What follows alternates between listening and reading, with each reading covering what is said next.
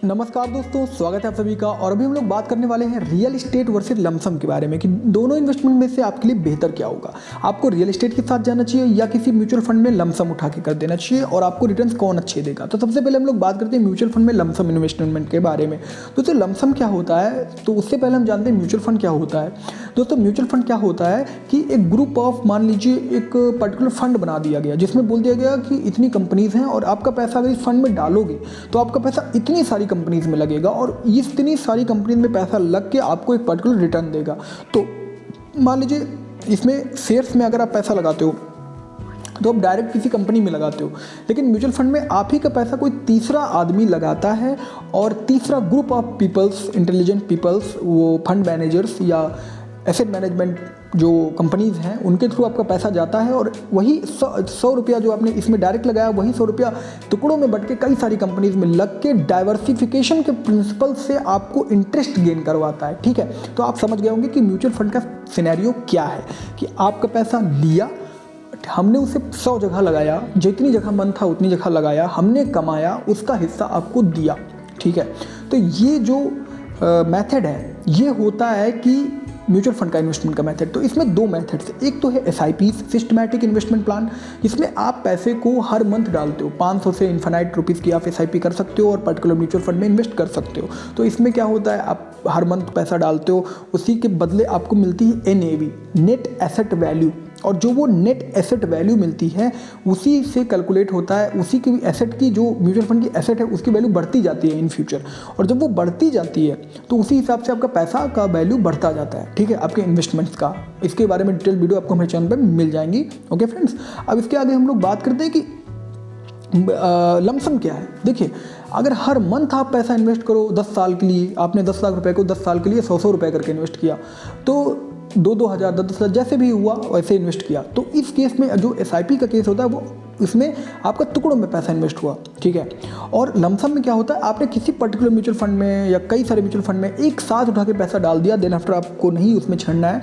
अब वो पैसा ग्रो करे या घटे वो आपको देखना है। तो ये दो तरह की इन्वेस्टमेंट्स होती हैं। इसमें आपको रिटर्न्स लगभग 10 से 15% तक के एनुअल मिल जाते हैं।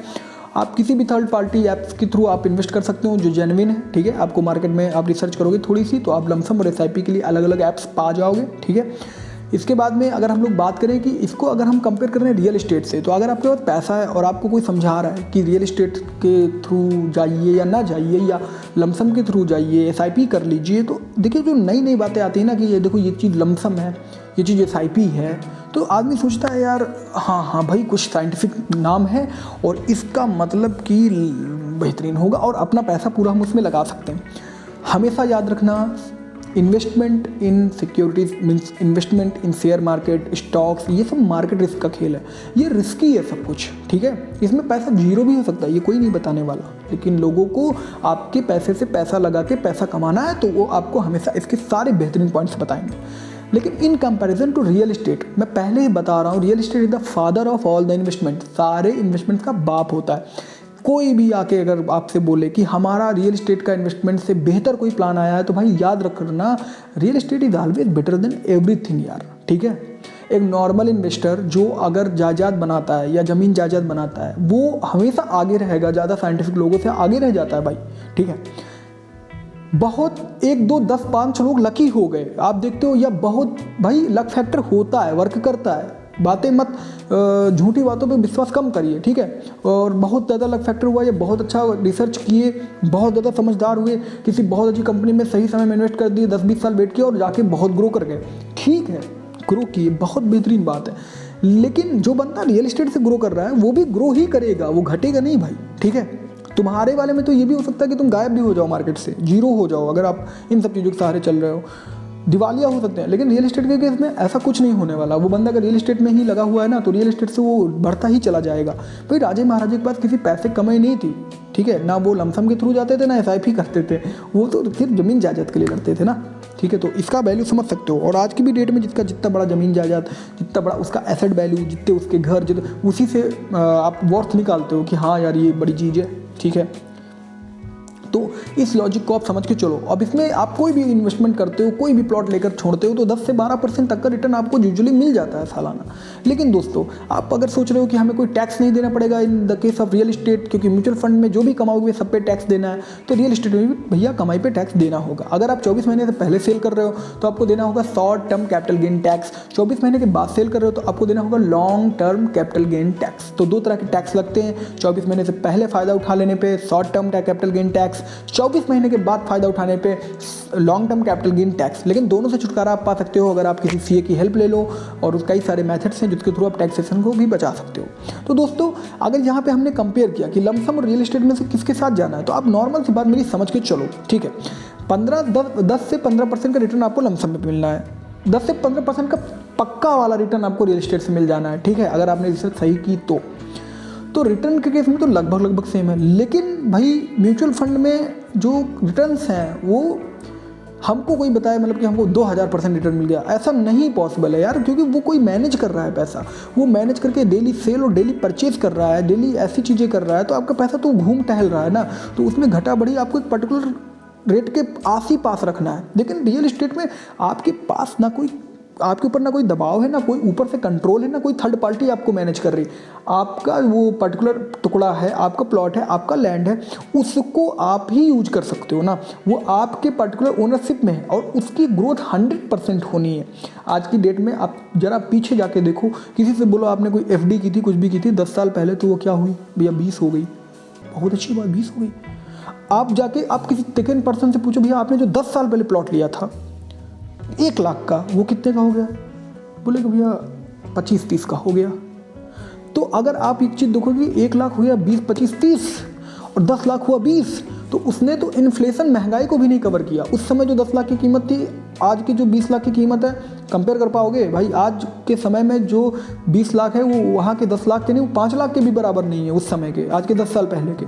तो इस पॉइंट को समझो आप। लेकिन in case of real estate ने इन्फ्लेशन को भी कवर करके रिटर्न्स दे दिया। तो आपको ये समझ के चलना है कि ये जो भाई 15% 20% का रिटर्न दे रहे हैं म्यूचुअल फंड्स वगैरह में, इनका बेहतरीन है। आपके पास छोटा अमाउंट है, आप नहीं चल सकते रियल एस्टेट के साथ, तो बेहतरीन है, करो। लेकिन आपके पास बड़ा अमाउंट है, उसके बाद भी आप अगर इन सब चीज़ों के साथ ज़्यादा चल रहे हो तो यार आप गलत कर रहे हो, आप रियल एस्टेट के साथ जाओ। क्योंकि भाई देखो, रियल एस्टेट पे जो टैक्स लगता है वो काफ़ी कम लगता है, बहुत कम लगता है as compare to mutual fund वगैरह, ठीक है। तो उधर तो आप 10-15% का 2-3% तो टैक्स दे दोगे at the time of maturity, at the time of withdrawal के टाइम पे आप उस पर एक एग्जिट लोड दोगे। एग्जिट लोड जो दोगे वो उस पर परचेज पे एक्सपेंस दोगे, वो लोग अपना पैसा काटेंगे, आपको फ़ायदा हो या नुकसान हर परचेज पे उनका फ़ायदा ही होगा। तो आपका पैसा पूरी तरीके से यूटिलाइज होगा, ठीक है।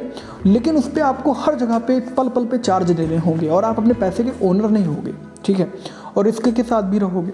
तो इन सब चीज़ों को मद्देनजर अगर रखो, ठीक है, तो आप रियल एस्टेट के साथ जाओ। Real estate the best and the father of all the investments, ठीक है।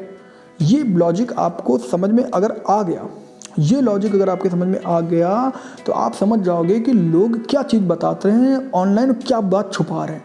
चारों तरफ फैला दिया गया है।